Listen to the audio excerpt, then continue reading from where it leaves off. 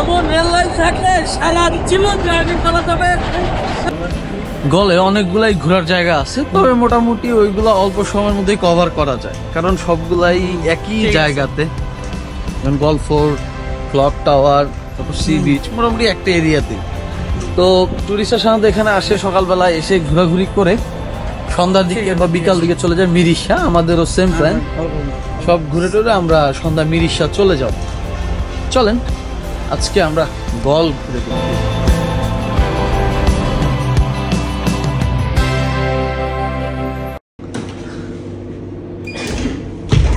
আজকে আমাদের গন্তব্য কলম্বো থেকে গল।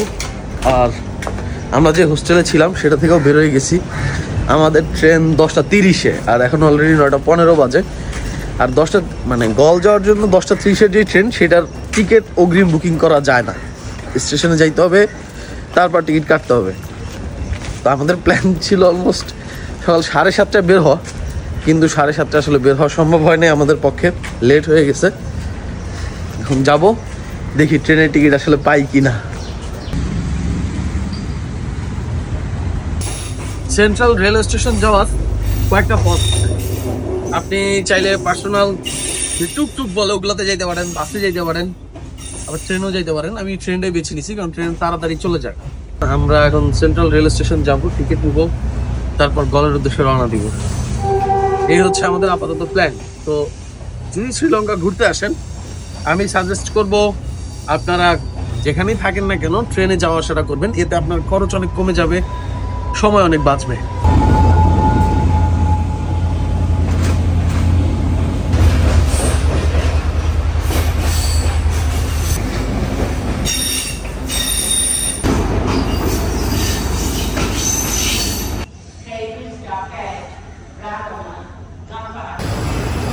এই হচ্ছে টিকিট কাউন্টার। এইখান থেকে আপনি টিকিট কাটতে পারবেন।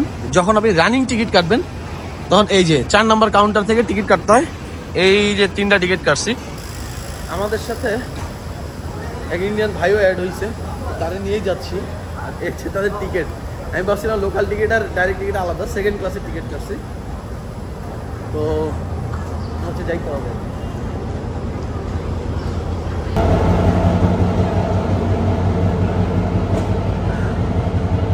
শ্রীলঙ্কার বক সম্প্রদায় খুবই জীবনে রিস্ক নিয়ে কাজ করে, খুবই পরিশ্রমী। এই দেখেন খালার পোতারা রেল লাইনে ঘুরতেছে। এই দেখেন, এই একটা, ওই যে ওই একটা, ওই যে ওই একটা। মানে ভাই তো ওই কামড়ে তোরা রেল লাইনে এসেছিস কে? কি খায় এগুলা রেল লাইনের চিপায় চিপায়?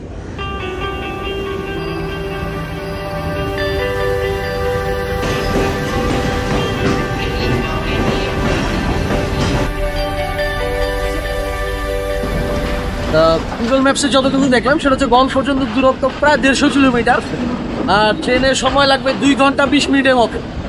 যদিও ট্রেন ছাড়ার কথা ছিল সকাল 10:30-এ, বা ট্রেনটা একটু লেট। যারা ঘুরতে আসবেন তারা ট্রেন জার্নিটা নিতে পারেন। এর ফলে দেখা গেছে বিভিন্ন রকম দৃশ্য দেখতে পাবেন। খরচটাও তুলনামূলক কম, মাত্র সব মিলে আমার খরচ পড়তেছে 500 রুপির মতো।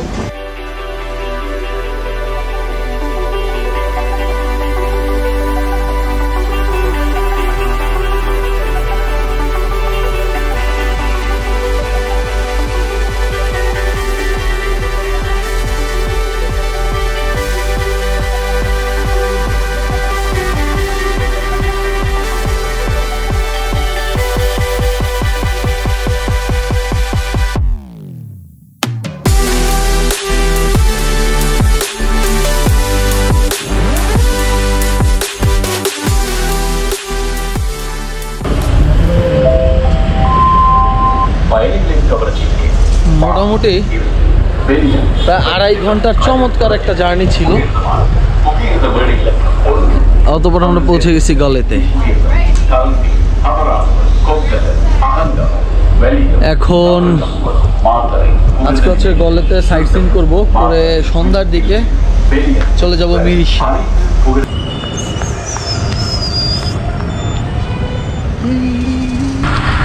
যখনই আপনি কোনো নতুন শহরে যাবেন, আগেই গুগল থেকে সেই শহর সম্পর্কে আইডিয়া নিয়ে নেবেন।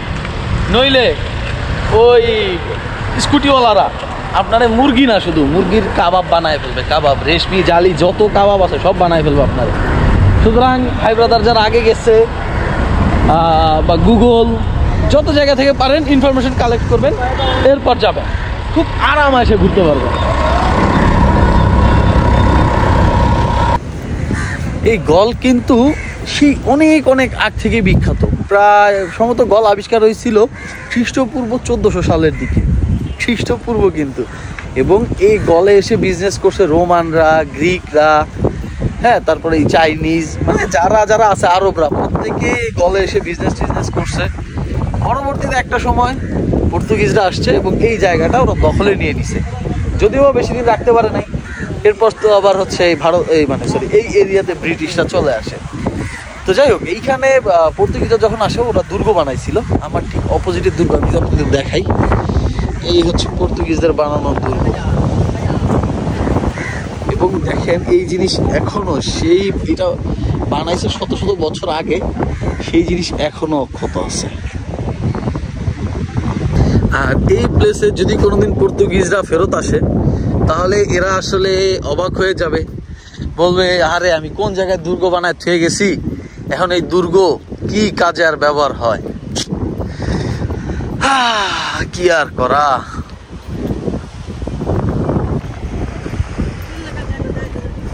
আরে ভুল ক্রমে ডাচ ফোর্টের চিপায় চলে আসছি, এইটা একটা প্যারা যে ভুল রাস্তা ভুল গন্তব্যে সিঙ্গেল মানুষদেরকে নিয়ে আসে, এইটা খুবই একটা ঝামেলা। আমি ভাবছি হয়তো এদিক দিয়ে রাস্তা আছে, যেহেতু সুন্দর ওয়াকওয়ে, কিন্তু আসলে এদিক দিয়ে ঢুকার রাস্তা নাই, যেতে হবে ওই মাথায়।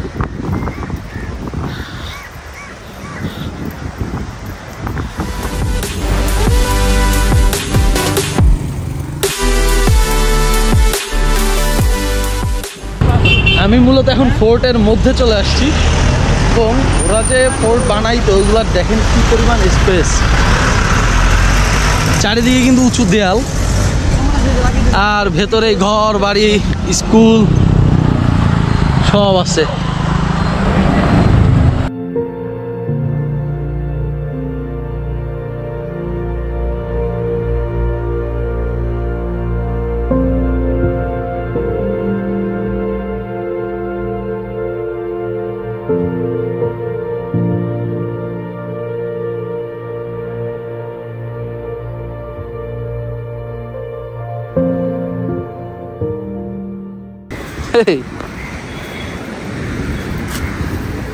ওপেন। এই যে রোজা, রমজানের দিন মাছের রোজা ভাঙ্গায় ধরা লাইছে বসি দিয়া, তার পোলা পান ভালো হইব না।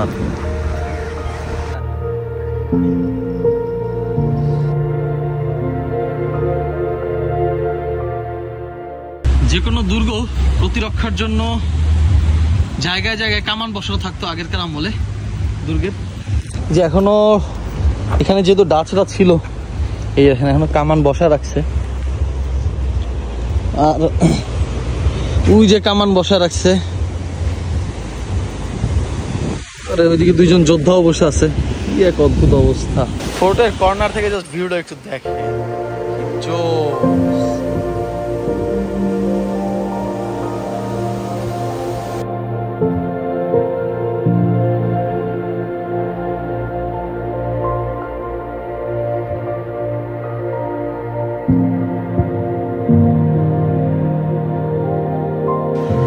ভাই এইটা হচ্ছে ভাই স্বর্গ ভাই, কি বিশাল বিশাল বাদাম গাছ, নারিকেল গাছ, সমুদ্রের পানির কালার দেখেন, মানুষজন এখানে এসে সময় কাটাইতেছে। ও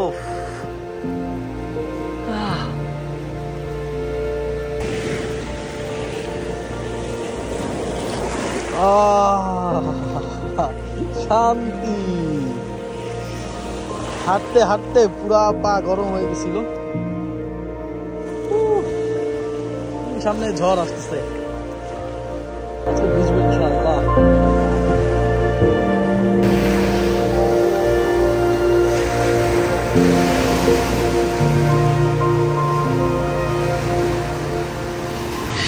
পর্তুগিজদের এই গল ফোর্টটারে আসলে যতটা ছোট ভাবছিলাম ভাই, এটা মোটেও ছোট না, এটা বিশাল। অবস্থা খারাপ হয়ে যাচ্ছে, রোজা রাখছি, রোদ মেঘ আর এটা যে এত বড় বাবা রে, চিন্তাও করি নাই।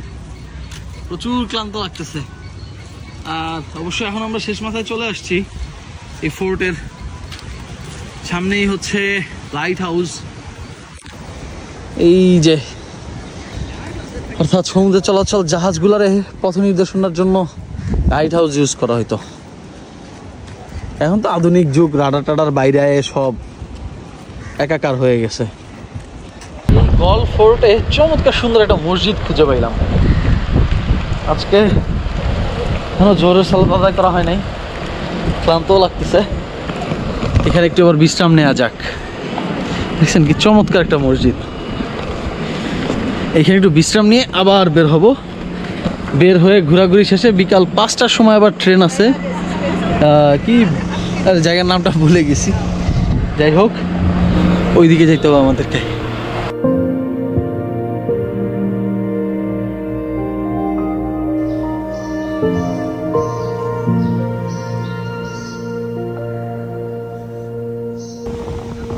মসজিদ থেকে বের হইলি সমুদ্র। এই দেখেন, এই হচ্ছে মসজিদ আর এই হচ্ছে সমুদ্র। পুরাটা সমুদ্র।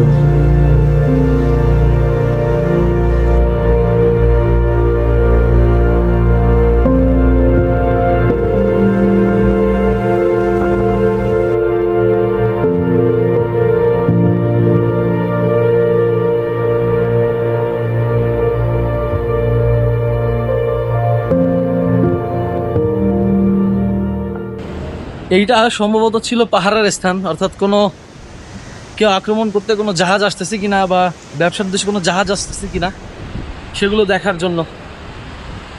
চারদিকের পানি খুবই জোস। এ দেখেন,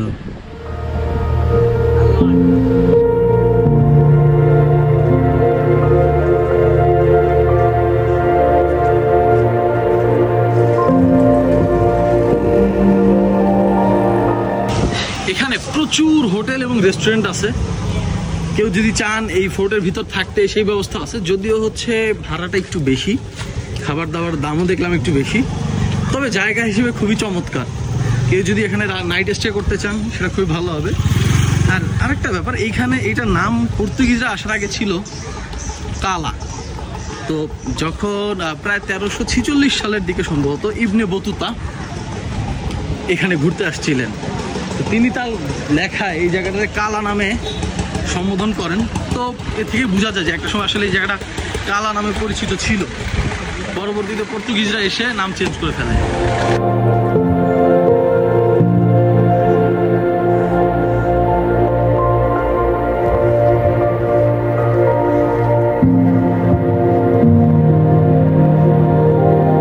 এই ফোর্টের চারপাশটাতেই আপনি ঘুরতে পারবেন। চারপাশে ওরা অনেক প্রস্থ করে দেয়াল দিছিল, তো চারপাশে আপনি খুব আরাম আয়েসে ঘুরতে পারবেন। সেক্ষেত্রে আপনার যদি তাড়া না থাকে, আপনি এক নাইট এখানে স্টে করতেই পারেন। আর যদি তাড়া থাকে, সেক্ষেত্রে আপনি দিনের বেলায় এসে ঘোরাঘুরি করে আবার চলে যেতে পারেন। সেক্ষেত্রে কলম্বো থেকে সকাল 6টায় একটা ট্রেন আছে, সম্ভবত 6:30টায়, সেটাতে আসতে পারেন। আর যেমন আমি আসছি সকাল 10:30টার ট্রেনে, এসে আমি পৌঁছাইছি 12:30টার দিকে। এখন আবার আমি বিকাল 5টার ট্রেনে আবার ব্যাক করতেছি মিরিশা। এই তো আপনি শর্ট ট্রিপেও আসতে পারেন।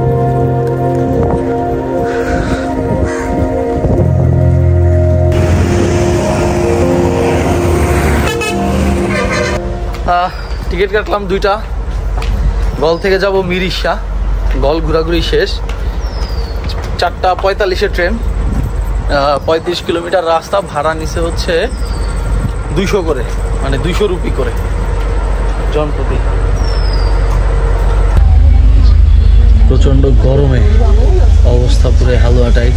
ইফতারির আরও প্রায় 1.5 ঘন্টা বাকি। ট্রেনে উঠছি, মিরিশা যাব। কলম্বো থেকে যে ট্রেনে করে গল আসছিলাম তার চেয়ে এটা বেটার। এখন দেখা যায় আজকে ইফতারি কোথায় হয়। গতকালকে তো একটা মসজিদে করছিলাম কলম্বোতে, বাট আজকে কি ট্রেনেই করা লাগবে না মিরিশা পৌঁছাইতে পারবো বলতে পারতেছি না। আল্লাহ ভরসা।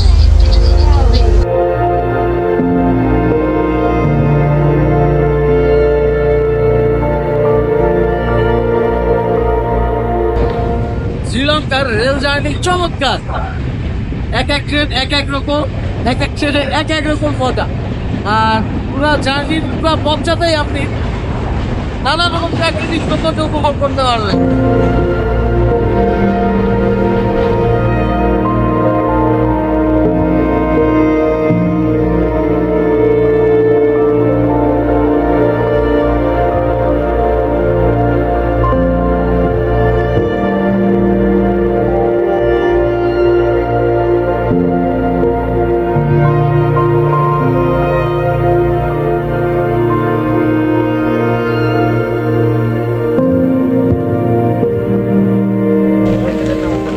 স্থানীয় মানুষজন যদি না বলতো যে এইটাই মিরিশা স্টেশন, জীবনও বুঝতে পারতাম না, কারণ পুরো জঙ্গলের মধ্যে থামছে। প্ল্যাটফর্মের সাইজ দেন জাস্ট একটু একটা প্ল্যাটফর্ম, ট্রেনের তো বগি অনেক, তো এইটু প্ল্যাটফর্মে হয়তো একটা থেকে দুইটা বগি আটে, বাকিগুলো তো সব জঙ্গলে। দেন তারা বলতেছে হ্যাঁ এইখানেই নামো এইখানেই নামো, এইটাই হচ্ছে মিরিশা। পরে নামলাম, নেমে দেখি তো আয় হায় কি অবস্থা। আমার কাছে মনে হচ্ছে সীতাকুণ্ড আইছে ভাই।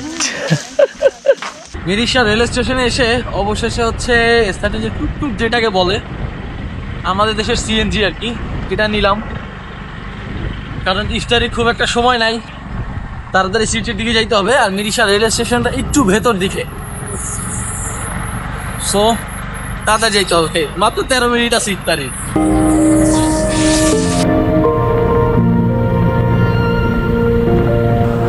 আমরা আসছি মিরিশাতে, এইখানে কোনো মসজিদ বা কোনো কিছু খুঁজে আসলে পাই নাই। ইফতারির টাইমও হয়ে গেছে, কোনো মুসলিম হোটেলও খুঁজে পাচ্ছি না। তাই একটা জুসের বোতল কিনছি, আর এটা দিয়ে ইফতারি করবো। কেমন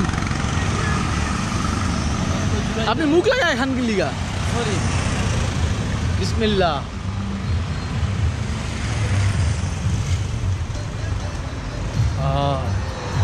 আলহামদুলিল্লাহ। এবার আধা ঘন্টা অর্ডার ভাই।